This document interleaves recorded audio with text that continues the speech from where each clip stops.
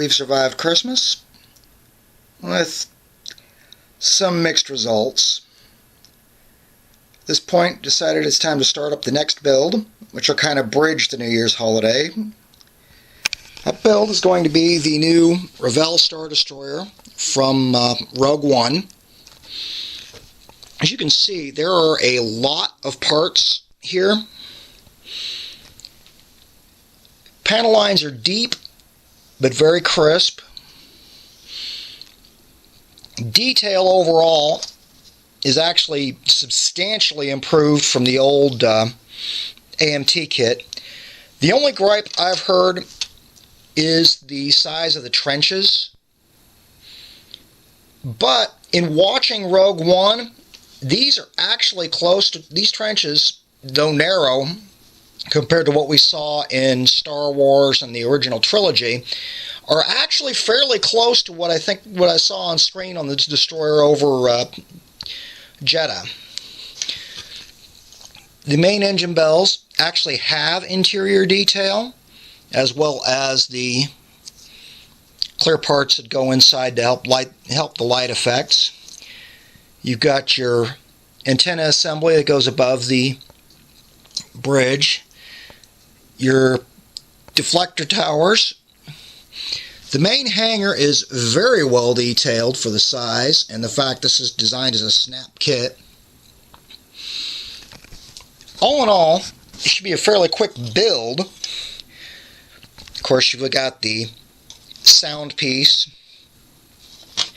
The only real gripe I have with what they've done with this kit, beyond, having to make allowances for the sound piece, are these holes, which are filled with a moving display stand, as they call it. What it actually leads to is some huge gaps that, if you're looking to make this appear more like what you saw on screen, you're going to have some seams to fill. But we'll play that part by ear. First, we're going to go with raw construction.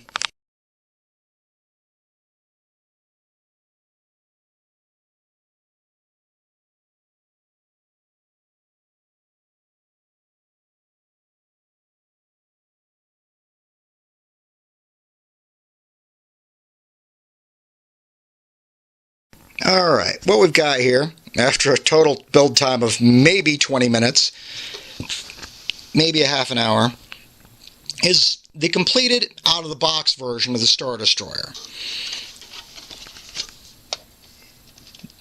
As I said earlier, the detail is really good, especially when compared to the old AMT kit. While the panel lines may be deep, at least they are consistent throughout the ship. Most of the seams disappear. In fact, about the only real fit issue I've got is right back here. Main engines look pretty good. Where'd that button go? Yep, I'm under it. Engines are nice and bright, even if the sounds aren't terribly accurate. If I were to redo this, I'd probably go back in and just use an LED kit to light that, and then put the lights along the sides of the ship. On the bottom is where the shortfalls of this kit really come into play. Mostly, as I said earlier, in making these fold-out tabs. Basically what it boils down to is, to make this a presentable miniature, you'll need to go in and fill the gaps on those, possibly here and here, as well as around the battery pod. Now, this might not be so bad. Of course, you've got the speaker grills to fill too, but the big problem lies in those three doors.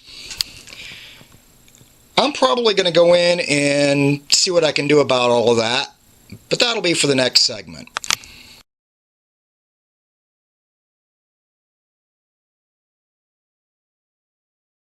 Alright, little quick progress update on the Star Destroyer. I've gone in with some Bondo and filled in the seams around the stand doors, whatever you want to call them. I've also filled in the speaker grill and the area around the sound mechanism's battery case. I've gone in and sanded off some of the excess and started rescribing some of the panel lines that I filled in. Just about to the point where I can put some primer over these and see where we're really sitting.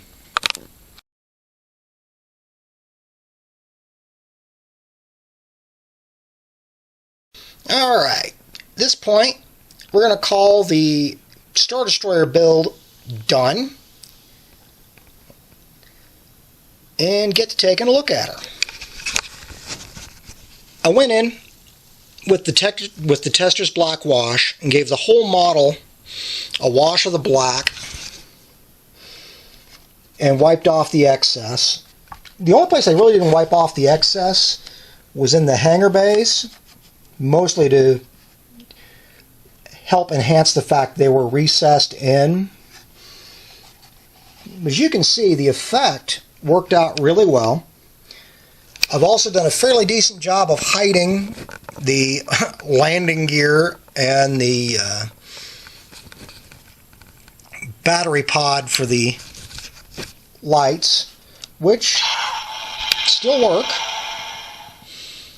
Admittedly, the sounds aren't that appropriate,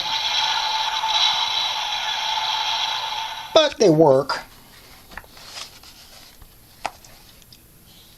The detail on this thing, I still really like, even if the panel lines are more than just a little too deep. In thinking about it, the sidewalls are probably too thin, but not as much as some critics on the net might say. All in all, I still think it builds into a very decent looking model. My only complaint is that seam right there, because it doesn't press down completely, but this is just snapped together. I did no gluing on this model at all.